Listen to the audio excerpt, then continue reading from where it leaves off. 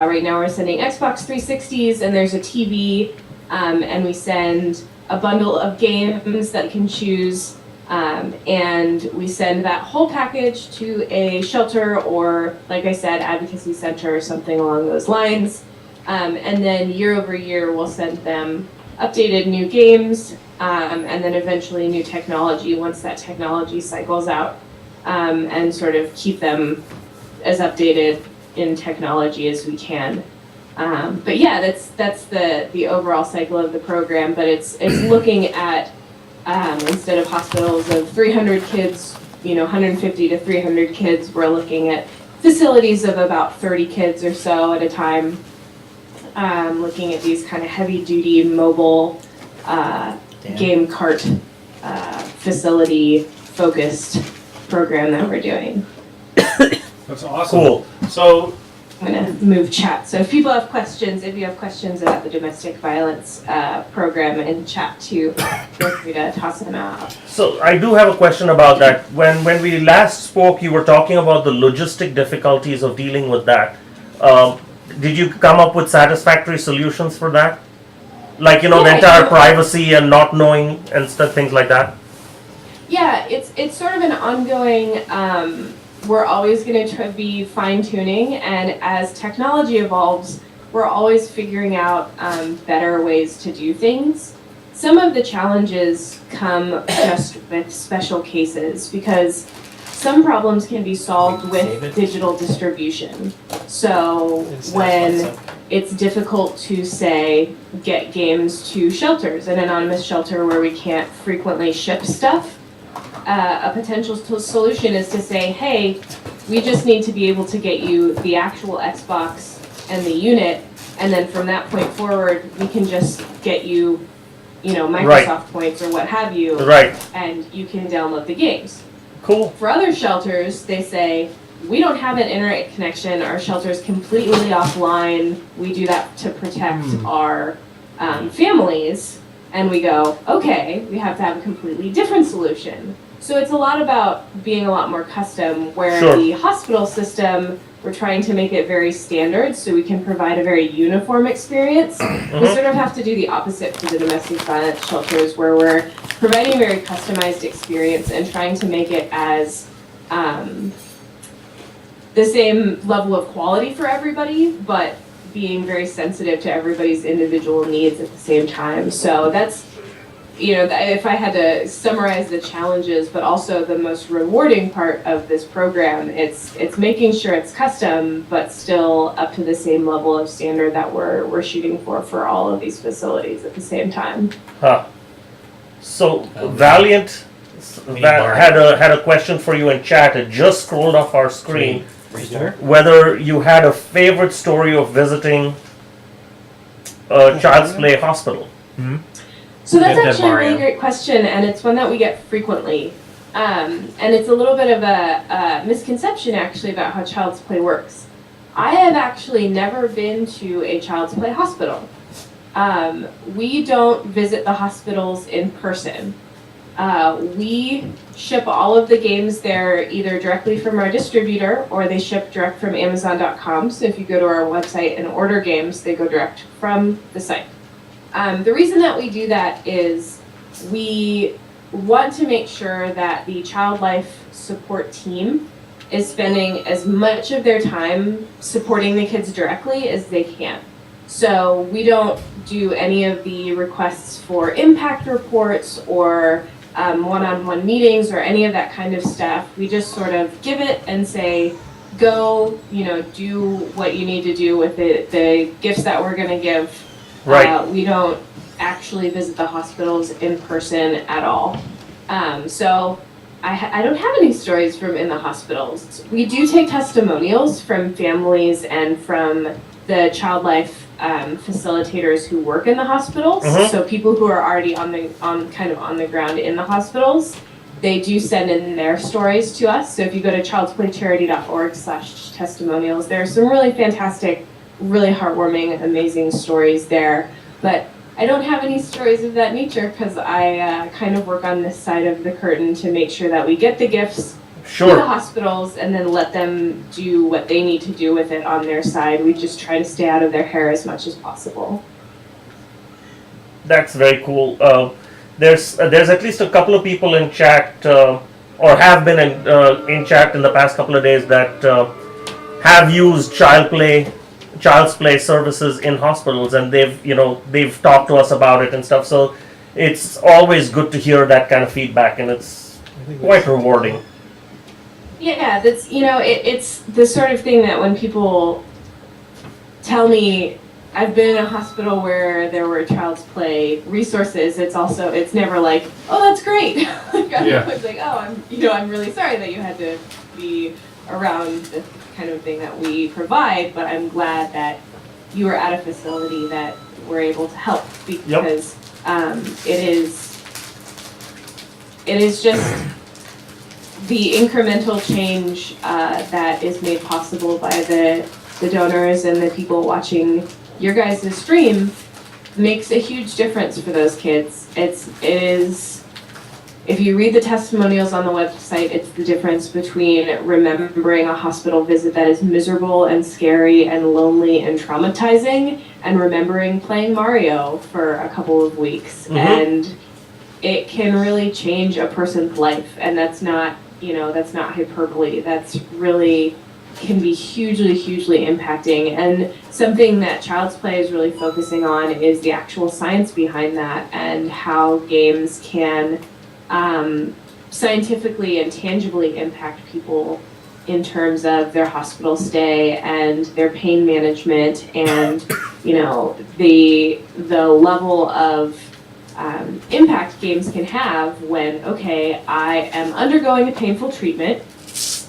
If I'm playing a game, if I'm engaged with a game, I will actually feel less pain, I will report less pain, and I will request less pain medication than someone who is engaging in a passive activity like watching television. Mm-hmm. That's something that's been scientifically proven and is continuing being studied, which is incredible. And as gamers, that's something that we go, yeah, that makes sense. Sure. But for Child's Play, that's really exciting, and that's something that we're kind of trying to really look forward to and focus on as an organization. So exciting, cutting edge of technology in games. That's cool. By the way, both the people talking to you are under camera level. So in case you're wondering where disembodied voices are coming from, that's where. I can see the tops of heads, but I can see most of you on Skype. Nope. There. Let's see. There. If there was one That's me, thing right here. you want people to know about Child's Play, what would it be? I would say that everything that you do for Child's Play matters. Whether it is a small donation, whether it is occasionally tweeting about Child's Play or retweeting a Child's Play event, whether it is donating something for the dinner auction or a marathon like this, everything that you can do for Child's Play matters. Because as an organization, we are very much a grassroots organization. We are comprised of gamers. A huge majority of our donations are under $20 to $50. Right. That means when we raise $7.6 million in a year, that doesn't mean that the government gave us a $5 million grant. That means that gamers donated $20 at a time and ended up at $7.6 million. Oh, you'll get a kick out of this. Yesterday, we had the Abbott family who donated this massive chunk. It was $1,000, and we went into a Wheel of Awesome spin in seconds. And then we were like, oh, that's awesome and stuff. And then, we thanked them. We did the Wheel of Awesome. We moved on. And then we looked at the donation comments a few minutes later. And then we realized that in the donation comments, they'd written down that they had 5 kids. So they listed their 5 kids' names. And the 5 kids had pooled their allowance. Oh, that's wonderful. And so they gave their allowance to Child's Play. And I thought that was pretty awesome. That is really awesome. Huge thanks to the Abbott family kids. See, that's what I love about this organization, because we we will get donations from kids who donated their lemonade stand.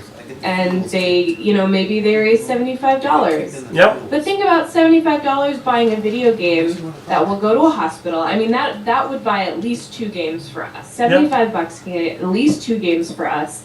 And those 2 games can go to a hospital and get played by hundreds of kids for thousands of hours. Mm-hmm. And the amount of distraction and support and happiness that can provide is just exponential.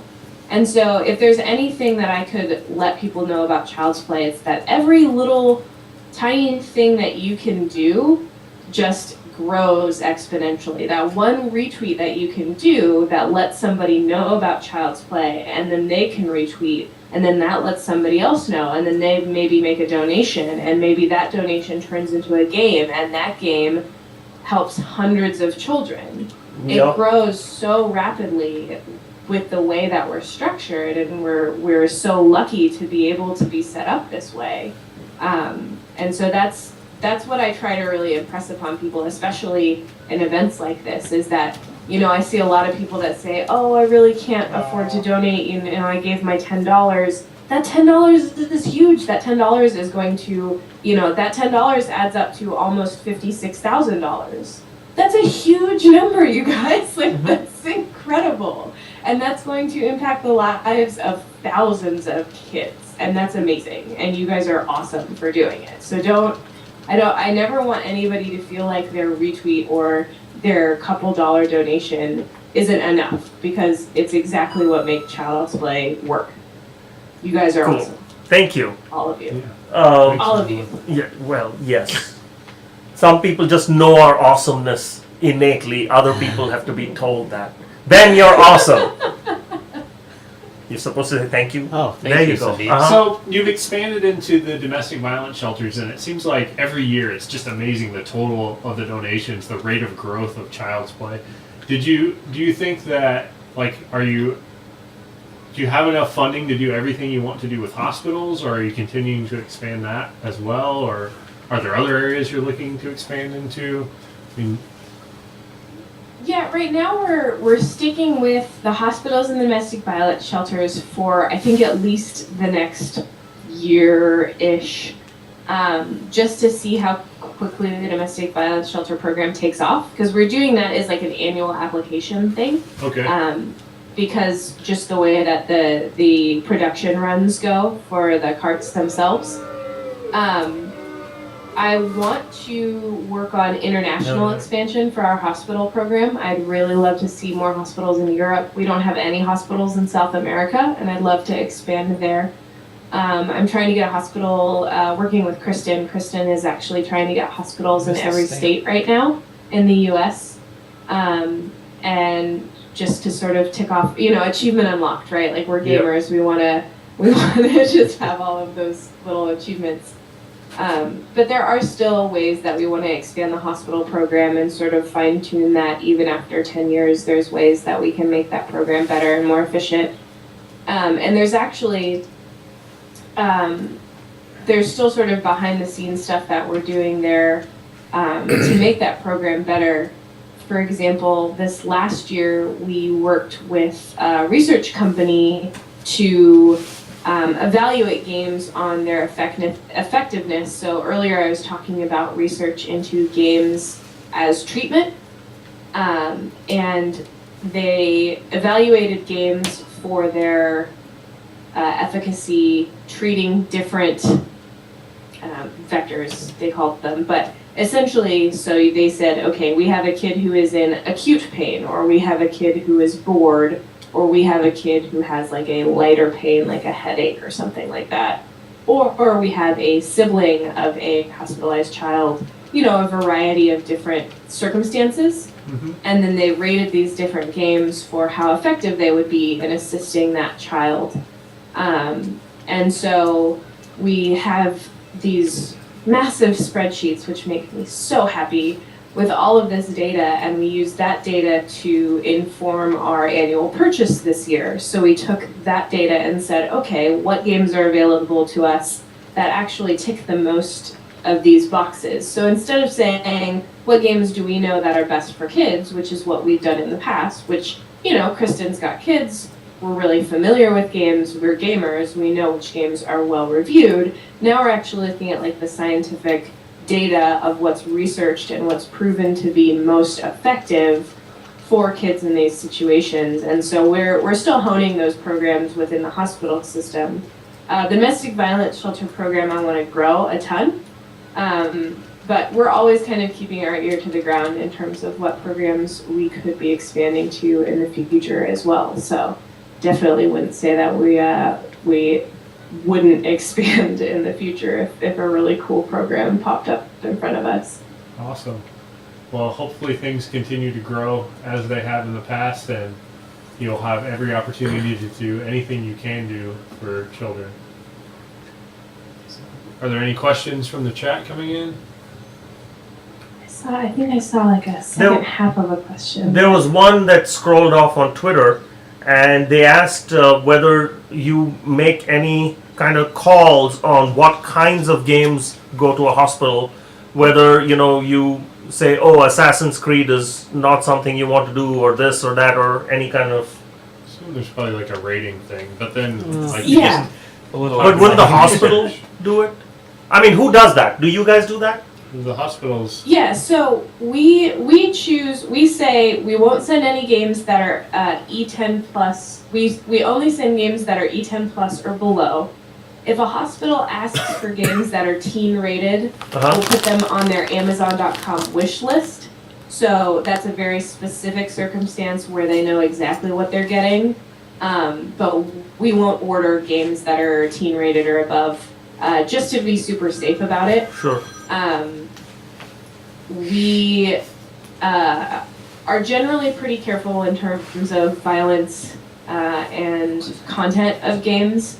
Thankfully, like I said, Kristen has kids, so she ends up doing the vetting process just by nature of she plays most of the games, and we're just familiar with a lot of the games that are out there. But yeah, we don't send any games that are teen or mature rated to the hospitals by default. Now, there are hospitals that are actually up to 22 years old, even in children's hospitals. So there are times where they send special requests to us to get older rated games, and so we will work with them and either send them a special grant, or sometimes studios will send us and just say, hey, we have a surplus of this game. And so sometimes I'll send care packages to specific hospitals if they've requested games. But we do try to be very, very cognizant, because there is still a stereotype or preconception about games that we do try to be very cautious of. Sure. And send really appropriate games. The shelters especially, we actually have a bundle system where we have 2 different bundles that we make available that they can choose between. One of them is completely non-violent. So it's games like Peggle. It is, I'm trying to think of the examples. It's actually very, very hard to find games that are completely non-violent.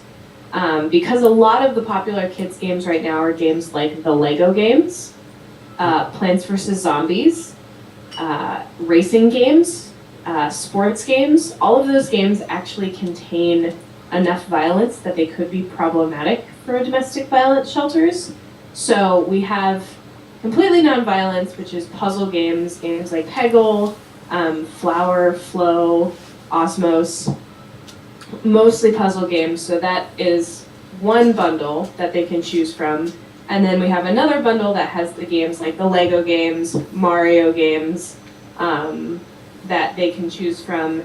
And they can say, okay, we can handle the comic mischief. We will be supervising closely enough that if we feel like it'll be triggering for a patient or a child, we'll be able to choose not to have specific games for them. Or, we're going to play it super safe. We're just going to have the puzzle games. So that's actually in their application process. They watch a little video that says, here's bundle A, here's bundle B, here's what, you can choose between these and decide what's best for your facility. We wanted to be really, really sensitive to some facilities might be more needing of completely nonviolent, and some of them might want something that's more popular. Like, we want those kids to be able to go to school and say, oh yeah, I played the, new Lego Batman game last night.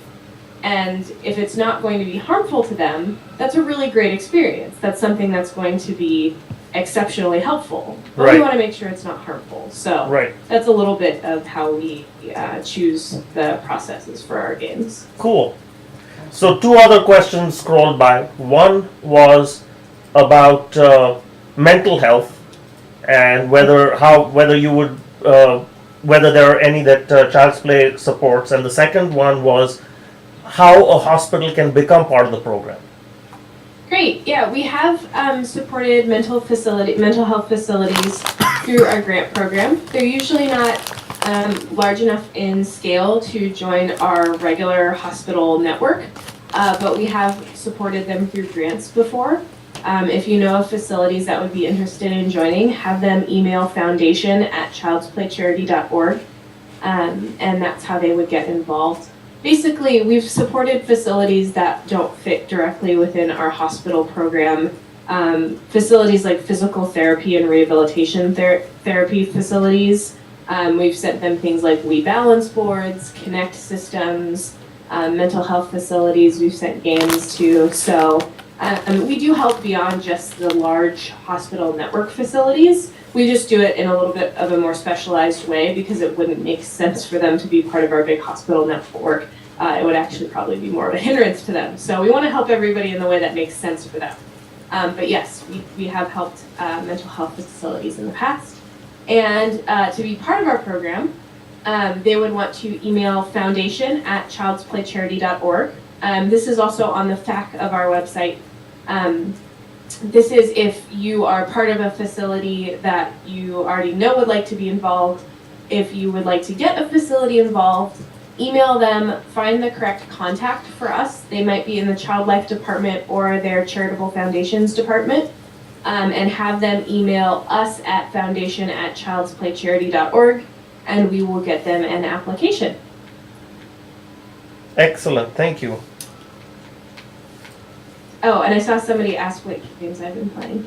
Somewhere in there. I've been playing WildStar. That's basically the only game I've been playing recently.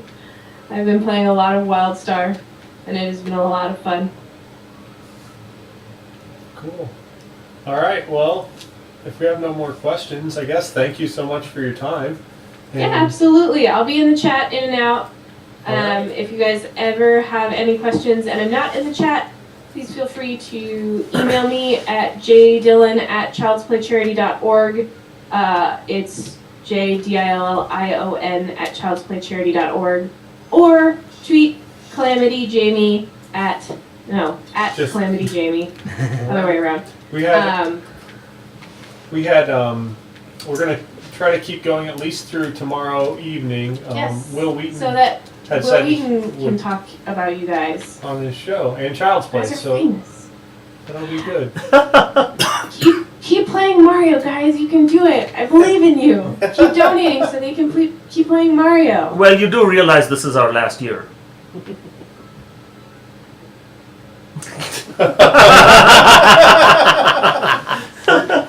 We are getting kind of old for video games.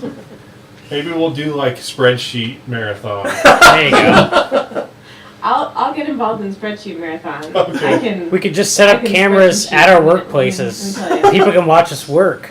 There you Let's go. play charity. I will keep working Right. Until 6:30 p.m. for charity. Cool. Yeah. All right. Well, thank you very much. Thank you guys. No, thank you guys. Thanks, I Jamie. want everybody in chat to hit that cheer button for everybody at Mario Marathon who works their butts off for days and days and months on end to make this possible. Everybody hit cheer because you guys are awesome. Cheer! Thank you guys. Yay, for thank all you of so your much. Amazing work. Thank You guys rock. You as well. And I'll be in chat for a little bit. All right. I'll see you guys later. Cool. Thanks again, Jamie. Thanks, Jamie. Bye. Thank Bye, you. Jamie. Bye. Bye. Oh, I need to turn this up. How are you doing that, John? Doing what? Turning it up? No, I didn't do that. They did that by clicking.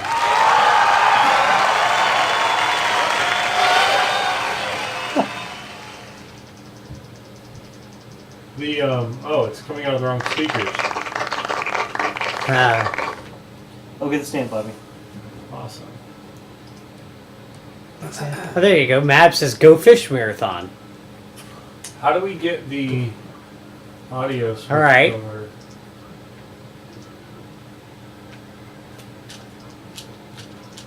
All right, so we passed 7 o'clock. We have our raffle for the one-up mushroom. Did you catch up on all the donations? No, we did not. Jump. Nope. We have about a half hour's worth of donations to do. Oh, yeah, a contest to run. All right, the first Yeah, one Mary, was, you win. Or two. was from 5. I forgot said one. 5:20. Need to stand. Yeah. $7. If we didn't get your name read out I haven't played these during games the yet, so I don't know interview, what they are. we apologize. I We'll wanna try play and the get old you one too. shortly. No. So I don't know these. But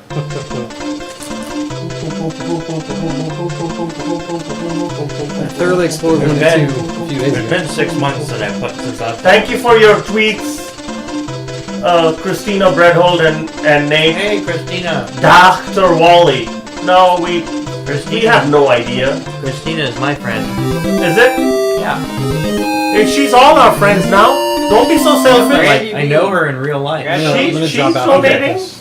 That makes her all our friends. Congratulations, Mindy, Brandy. Come over. You've won one-up blanket. All All right, right. awesome. It showed up and Shana was like, "Cool, someone sent Kaden or Austin a blanket." I'm mixing my kids up. I'm used to having 2 kids yet. I was like, "It's not for us." I hear that never that confusion lasts forever. Really? Yeah. I'm taking a break. Okay, got some I got a donors big thing. phone call. Thank you, Toad and Yoshi, Professor Chuckles, Andy Stevens 91, Brian and Allison, I got a floor, Amy 1735. 1735? We had Carolyn 1735? No relation. Brad Burkmeyer, Flail, yeah.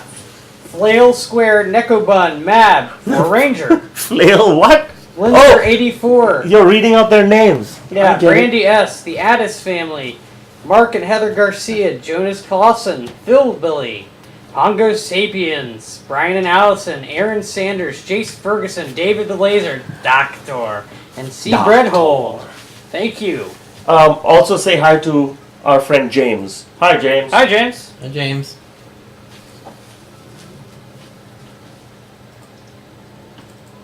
Oh, Pongo. Donation comment was 56K get.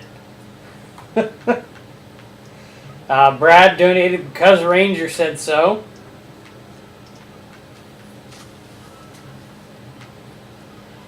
Seed Breadhold said, "Hey Chris and the rest of the crew, great to see you all raising money for a good cause again this year. Keep up the great work. Thanks." I love that last name, Breadhold. I'd have like decals all over my house of me holding a loaf I of wasn't bread. sure if that was set up for. No. I was being serious. Okay. You know I get a kick out of people's Yes. names, so yeah. What is it? Max Cart? Mad Cat TX. Texas. Yes. It could be transmission. Can't hear the game. We'll fix that. Do you know which knob is the game sound? Just start turning knobs. See what happens. So my friend James goes, I have no idea where you are. So I pop up and sit up Actually- in my seat. And then he goes, oh, there you are in the Sheldon spot. We shouldn't start turning up knobs randomly when you're in the room. You might blow out the speakers. That's true. I'm going to wait, guys. No, Savage Boredom, that was not an instruction. Oh, good grief. I should be so careful about what I say. Oh, I can turn knobs. please. It's not after dark yet, is it? There's a pig over there, Dan. No. Did you see it? Yeah. I didn't give you a show, did I? Always. I've put I've posted 3 Mario Marathon behind the scenes. Are we after the flagpole, Chris? Does it work No, if we're I plug this drive? after a green star. How do we Did get you it? just Where is it? download him? No, I was wondering if I could.